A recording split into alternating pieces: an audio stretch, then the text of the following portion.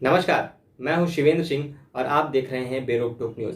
हाल ही में असम के मुख्यमंत्री हेमंत बिस्वा ने एक बयान दिया जिसमें उन्होंने कहा कि भारत में असम के अंदर जो भी प्रवासी मुसलमान आए हैं उन्हें अब अपनी फैमिली प्लानिंग के बारे में सोचना चाहिए, एक डिसेंट फैमिली प्लानिंग के बारे में सोचना चाहिए ताकि उनकी जनसंख्या तेजी से ना बढ़े और जो प्रवासी मुसलमान हैं उनकी गरीबी को दूर किया जा सके, उनकी महिलाओं की शिक्षा व्यवस्था को मजबूत किया जा सके और जो उनमें और भी सामाजिक बुराइयां हैं उनको दूर किया जा सके। जब असम के मुख्यमंत्री हेमंत जी ने इस बयान को दिया, इसके बाद एक बार फिर से यह चर्चाओं का माहौल गर्म हो गया है कि क्या असम में वाकई मुसलमानों की बढ़ती जनसंख्या एक चर्चा का विषय है। यह पहली बार नहीं है जब असम में मुसलमानों की बढ़ती जनसंख्या केंद्र में रहा हो।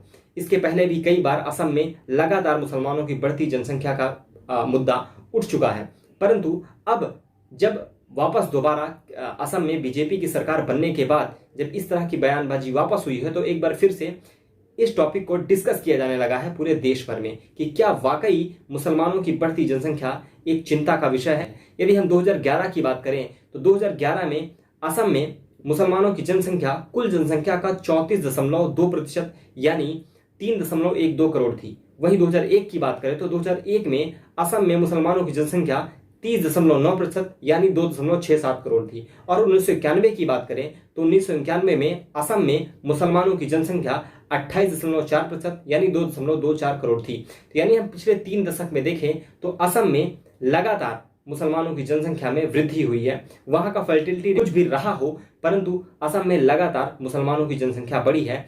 इसमें बहुत सारे मुसलमान ऐसे भी थे जो बांग्लादेश से भाग भागकर असम में आए हैं, बांग्लादेश से आकर असम में बस गए हैं। इमिग्रेंट्स मुसलमान भी इसमें शामिल हैं।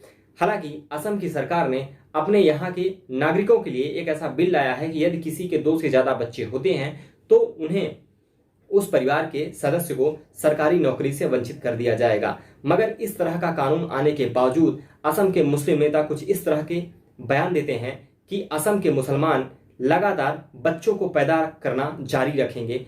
सरकार सरकारी नौकरी दे या ना दे इससे उन्हें कोई फर्क नहीं पड़ता है। ये नेता इस तरह की बयानबाजी कर रहे हैं जब असम में जनसंख्या नियंत्रण कानून आ गया है। तो सोचिए कि किस तरह से ये नेता मुसलमानों को लगातार ज्यादा से ज्यादा बच्चे पैदा करने के लिए धार्मिक रूप से भड़काते हैं। यदि हम पूरे भारत की बात करें तो पूरे भारत में भी काफी ज्यादा यह टॉपिक डिस्कस किया जाता है कि देश में मुसलमानों की बढ़ती जनसंख्या एक चिंता का विषय है। हमेशा मुसलमानों को ही टारगेट किया जाता है। तो चलिए हम इसके पीछे के आंकड़े देख लेते हैं कि जो आंकड़े हैं जनसंख्या के, सरकार के जो आंकड़े हैं वो क्या कहते हैं।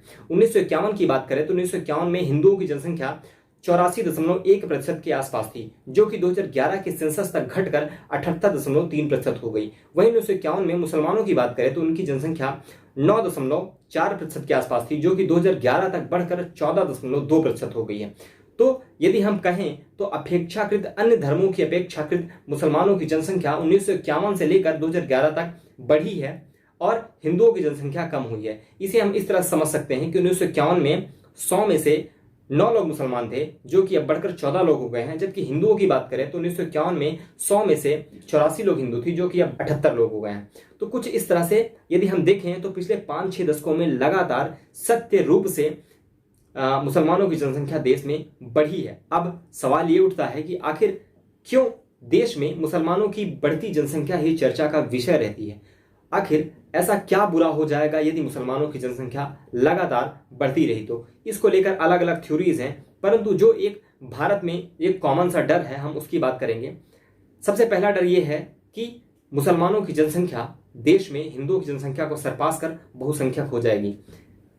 देश में फिलहाल आने वाले 100 साल, 200 साल या आप कह सकते हैं 500 सालों तक फिलहाल ऐसा नहीं होने वाला है।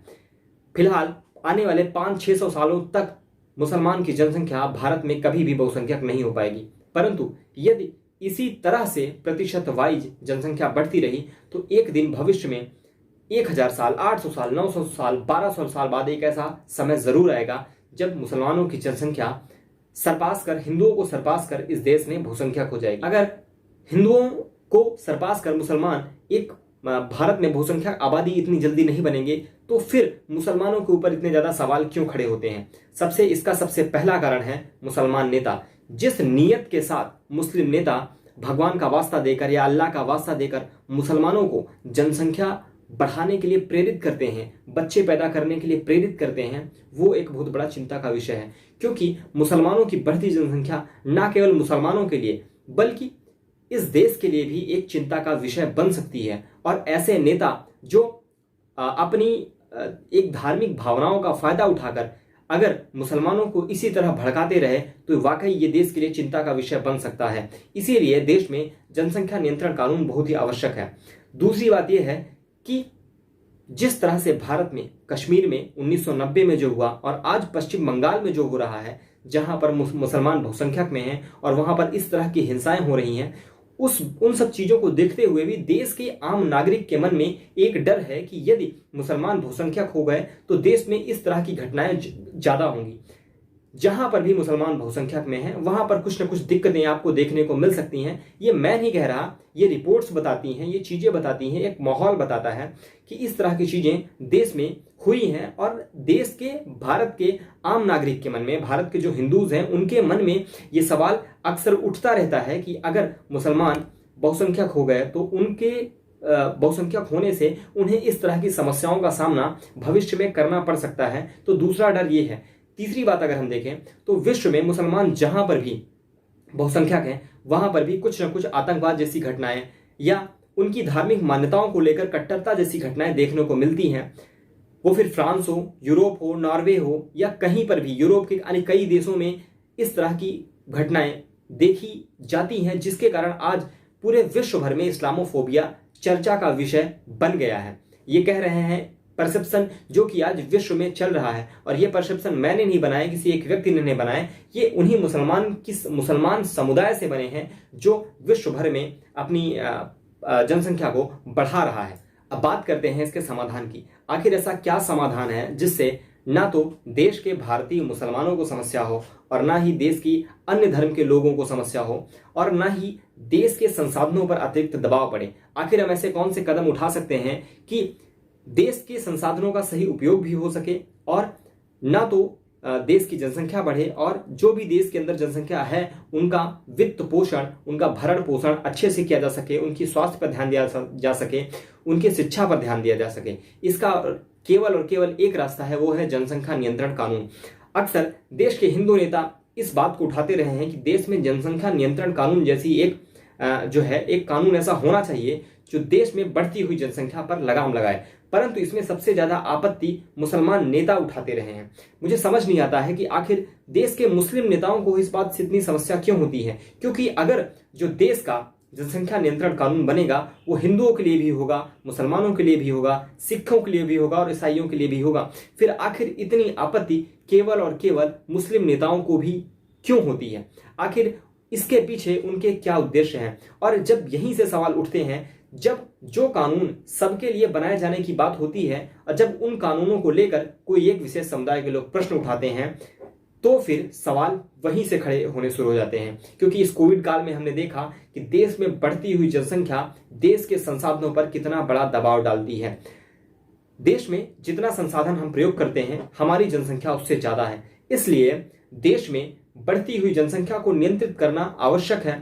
फिर वो कोई भी हो, हिंदू हो, मुसलमान हो, सिख हो, ईसाई हो, सबको देश के जनसंख्या नियंत्रण कानून के अंदर लाना चाहिए और देश में जनसंख्या को नियंत्रित करने का एक प्रयास किया जाना चाहिए। और देश के मुस्लिम नेताओं को भी यह समझना चाहिए कि उनके धर्म से इतर एक देश है जहां पर संसाधन है। यदि हम देश की जनसंख्या को लगातार बढ़ाते जाएंगे तो ना तो जिन मुसलमानों की वो बात कर रहे हैं ना तो उनका भला होगा और ना ही देश का भला होगा। और उन मुसलमानों को यह बात समझनी चाहिए कि यदि ऐसे मौलवी और मौलानाओं की बात वो मानते हैं जो लगातार उनसे बच्चा पैदा करने की बात करते हैं, लगातार जनसंख्या बढ़ाने की बात करते हैं, तो आखिर वो अपने बच्चों का भरण पोषण कैसे करेंगे? अगर वो 10 बच्चे पैदा कर लेंगे और उनके पास क्षमता नहीं है तो आखिर वो 10 बच्चों को अच्छी शिक्षा, अच्छा स्वास्थ्य दे पाएंगे? और फिर यहां से एक और चीज, अपराध जैसी घटनाएं शुरू होती हैं। तो देश में यदि बढ़ती जनसंख्या रही और उन्हें अच्छी तरह से सुविधाएं, स्वास्थ्य, शिक्षा ना मिल पाई तो फिर वो एक देश में अपराध का भी कारण बन सकता है। तो देश में मुसलमानों की बढ़ती जनसंख्या और देश की बढ़ती जनसंख्या को लेकर आपकी क्या राय है, जरूर बताइएगा। तब तक के लिए नमस्कार, जय हिंद, वंदे मातरम, भारत माता की जय।